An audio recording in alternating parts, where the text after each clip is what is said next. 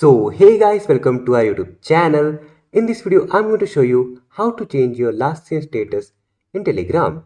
So let's begin the video. So first of all, in the top left corner you can see a three lines option. Click on that three lines option and go to the settings. And here you can see option of privacy and security. Click on privacy and security and then go to last seen and online.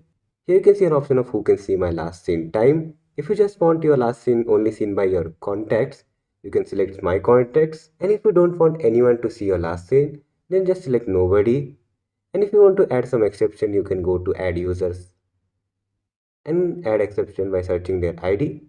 And after everything, in the top right corner, you can see a tick mark icon. Click on the tick mark icon and click on OK. Here you can see your last seen and online is set to nobody. So that's how you can change your last seen status in Telegram. So that's all for today's video. If you like this video, make sure to like and subscribe. See you in the next video. Thanks for watching.